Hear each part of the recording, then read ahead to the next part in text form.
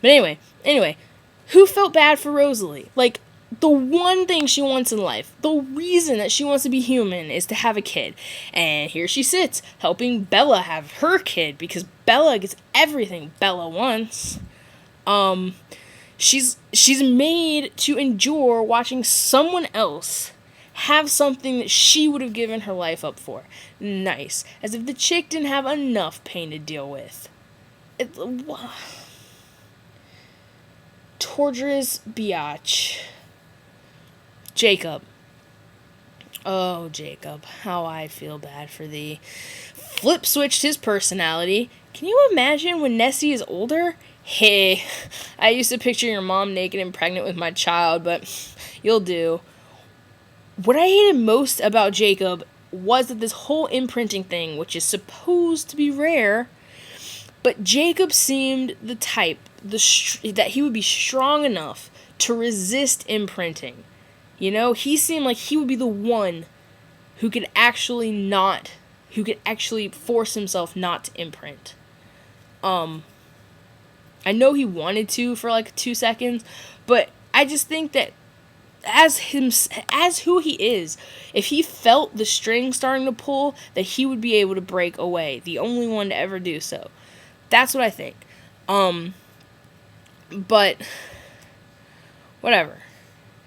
You know, he refuses to lose his free will. He will love who he wants. But Stephanie thinks that love really does take your free will. So, sorry, Jake.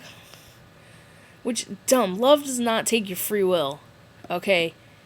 It's not a choice between you and the person you love. It's a choice that you make consciously to include them, I think.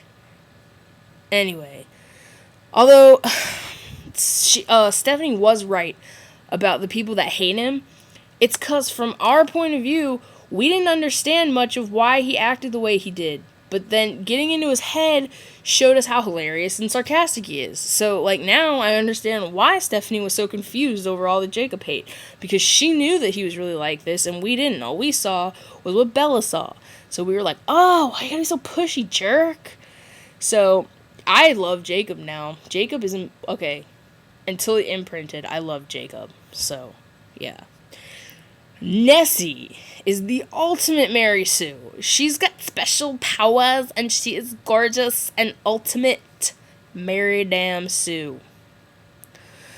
And I, for one, do not think the Loch Ness Monster would take too kindly to having its name used on such a waste. Okay. Oops. Now, let's move on to some stuff from the book. Page 527. Yeesh, I complained to Edward one night after we'd put Renesmee in her wrought iron crib. If I haven't killed Charlie or Sue yet, it's probably not going to happen. I wish Jasper would stop hovering all the time. What kind of person wishes that? They're horrible. Anyway, this is what Listen. No one doubts you, Bella, not in the slightest, he assured me. You know how Jasper is. He can't resist a good emotional climate. You're so happy all the time, love. He gravitates toward you without thinking. Okay, I can just imagine Edward sitting in his bed with glasses on the end of his nose, like a newspaper in his hand, or cross-stitching, or maybe he's even knitting. They grew up so fast after Bella's transformation. Like, the line when Bella is talking to Jinx, I do not have the time at present. What the F? That is not a Bella line at all. And it's just like, as soon as she was a vampire, they got so adult. It wasn't even that either. It was like the moment they said I do, they just got like 30 years older. Yeah, and it drove me nuts, honestly. I was like, oh, why? And let's not forget the infamous "my son" line. Who did not throw their book? Oh my god, I'm sorry, vampire or not, dire circumstances or not, a father who has been fighting a man for his wife for 3 books, aka 3 years, does not just turn around on a whim and accept him as a son. I had to put my book down for the rest of the day. I was like, no. And it's not the only dialogue that was awful either. That whole, thing where Jacob first went into the Cullens' house to talk to Bella, that dialogue was awful. I don't know. Now, I'm not saying that I didn't enjoy some parts of the book. I did. There were quite a few things that I enjoyed. It may have been out of character.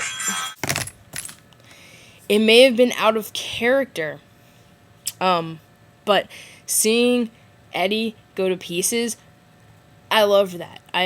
That made me happy because it was some good writing right there. And it was about, it was needed. Edward needed to get a little crazy. Jacob's entire book made me happy until the end because he thinks of Bella exactly like I do.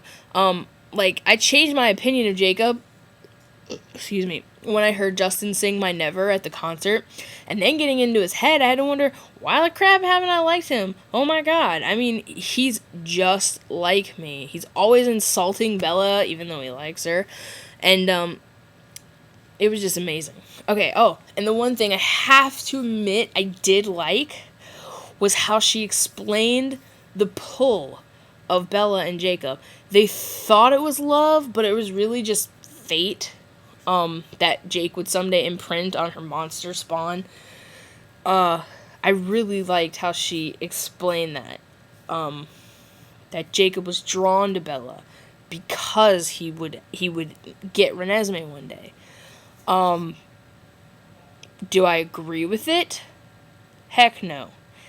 I'm sorry, but fate is not applicable to mythological creatures. Like Alice seeing the werewolves, they're all unpredictable. They shouldn't exist. So fate cannot incorporate things that shouldn't exist, as it just doesn't work. Anyone who is a myth buff would know that. So speaking of myths, let's touch on the incubus myth for just a moment. I kind of already touched on it, but let's elaborate. As I'm sure many of you have chalked Eddie's spermies up to the incubus-succubus myth because they did father children. I understand that actual myths are thrown away in this book. I mean, come on. The vampires have no teeth and they freaking sparkle. But in myth, the incubus must have sex to stay alive, which Edward already fails at this with his 107-year-old virgin butt. So, he'd been dead a long time ago, working incubus. They're demons, and they don't have souls. So Edward, had he known, wouldn't have to worry about it. Oh, I might take your soul.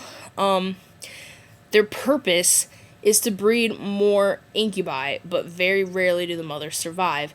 Because, 1, the sex drains them of their life and empowers the incubus, and 2, the children gnaw their way out from the inside.